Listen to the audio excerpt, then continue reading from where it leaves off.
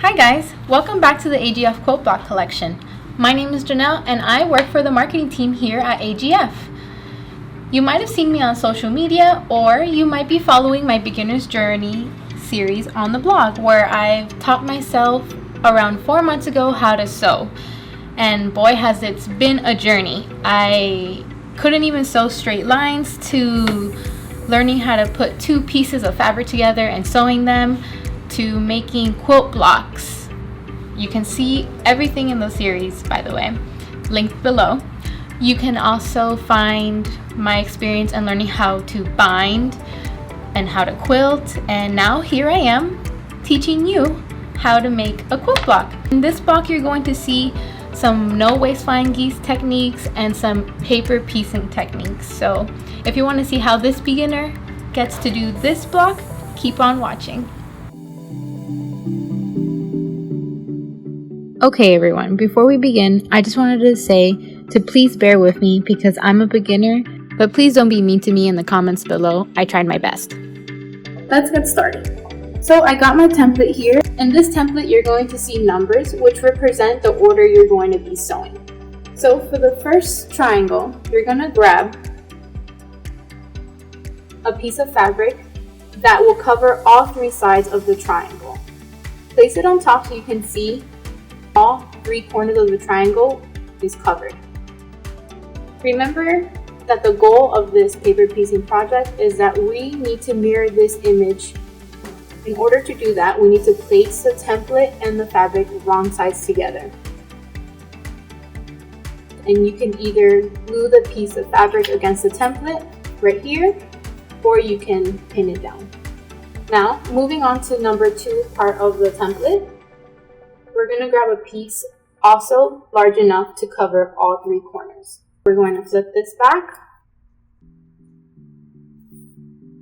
and making sure putting right sides together.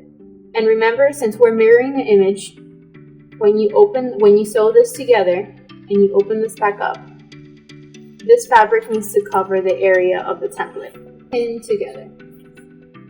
Sew on this line.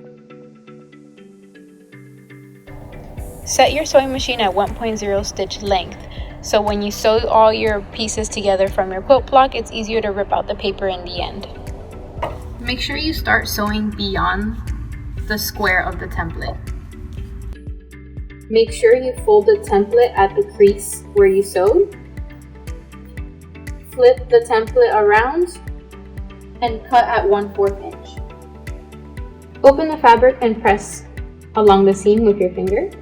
And you can see when we opened it, the fabric goes over the dashed line. Moving on to number 3. Put the fabric right sides together, making sure that when you flip open, it covers area 3. Pin together. Then you go to the sewing machine and sew on line 3. And fold the template at the crease. Flip it over and trim 1/4 inch. Open the fabric and press on the seam. We're doing this process again. When you're a beginner, I recommend cutting a little bit bigger than you think. So when you flip the fabric over, you will cover area 4. Placing the fabric right sides together. Pin and sew on line 4. Flip the fabric open and press with your finger along the seam. And flip the template over. Cut at the solid line, not on the sewing line.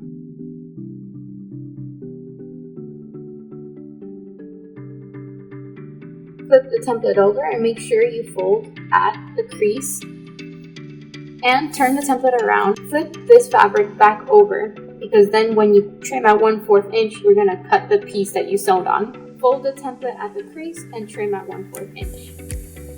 Don't rip out the paper to the very end of your block. For your no waste flying geese, you're going to start with drawing diagonal lines on the wrong side of fabric D squares and placing 2 of them corner to corner, right sides together of fabric C.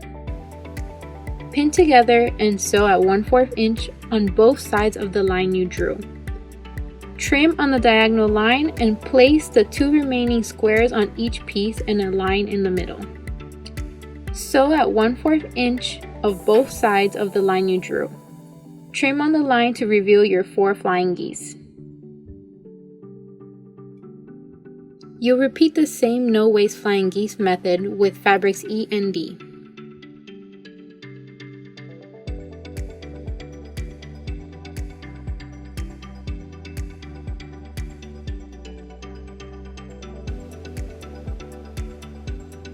For the center of your block, you'll be sewing corner square triangles by first drawing a diagonal line on your fabric B square and placing them on the corner of fabric A.